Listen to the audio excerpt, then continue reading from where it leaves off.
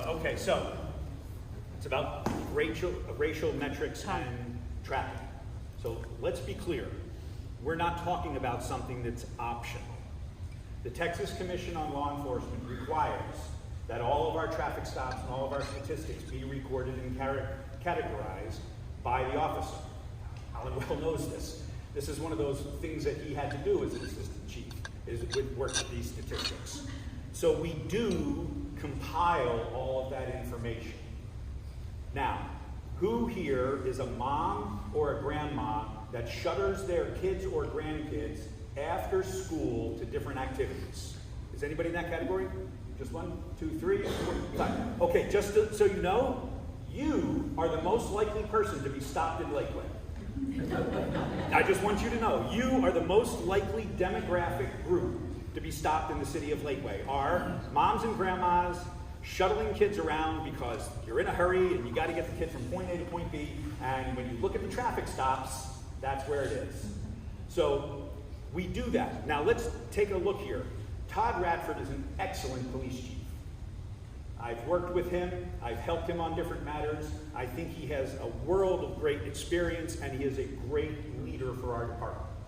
I don't think we have any issues with our officers in terms of their interaction. I have watched so many traffic stops, and I actually have Todd's number on my phone, so if I see a traffic stop, I'll watch the traffic stop from a distance, and I'll tell him, hey, I watched this stop, the officer did it exactly correctly, it was right by the book. You know, you can tell him that Unit 192, you know, stopped a guy barreling down in his Ford F-150 jacked up truck, running down the shoulder of 620, cutting people off, right?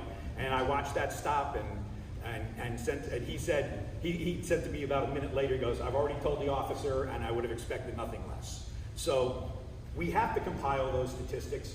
Also, remember, those statistics and the way we are currently operating our department with our high levels of training, they protect you and I, the city of Lakeway, because our small city, if we didn't have these good statistics and this good training in history, we could never survive a massive legal judgment against us like you would see in other cities. Our city would be absolutely on its knees. So we compile these statistics. 1, it's absolutely a requirement. 2, it helps us know that our police officers are doing the right job. And 3, it totally protects you, the taxpayer and resident, from some bad outcome. And so sometimes when people ask this question, you have to really dig deep and you have to understand how the city government works on these functions and why we want to do all of that. So it's protective of you, and it's protective of me, and mom and grandma, you got to slow down. Thanks.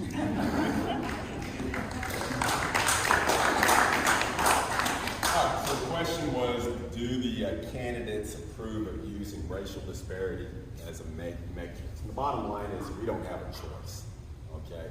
This is determined by the state, and they've mandated TCOL, which is the Texas Commission on Law Enforcement Standards, basically. They manage all of this statistical information. Tom's right. Every time you make a traffic stop, you collect all this data. It reflects, the data reflects your race, your gender, the reason for the stop, what the outcome was to stop, you know, in regards to whether you got a warning or you got a citation.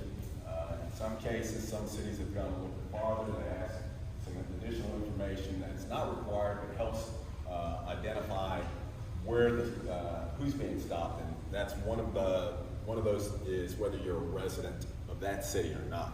Okay, which is kind of important because you want to see if you're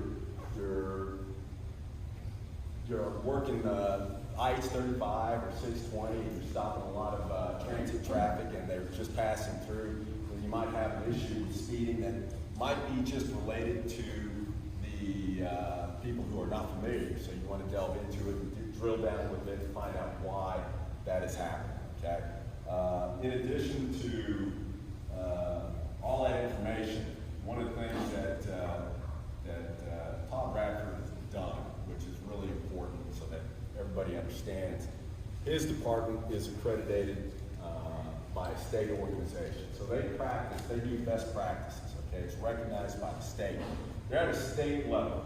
What I'd like to see Todd do, and it's going to take a little bit of money, is move up a little bit higher and go to a national level. And that's to be a part of the CALEA organization. CALEA is the Commission on Law Enforcement Agencies. They come in and they actually do audits just like the state does.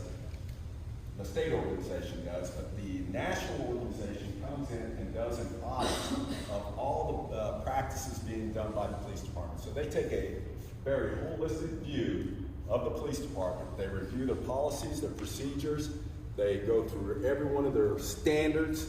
They make sure there's proofs for those standards to ensure that the department is operating at the level that they've been granted by this national organization. And once the organization has been audited and receives recognition from this national organization, they become 1% of the entire nation. I'd like to see our department go and shoot for that star. I think it's important. It adds a lot of recognition to our department. It also adds a lot of recognition to the city. Bottom line, racial profiling is illegal. Cannot do it. We gather those statistics because we're required to do it based on the law. That's as simple as that. Okay. Thank you.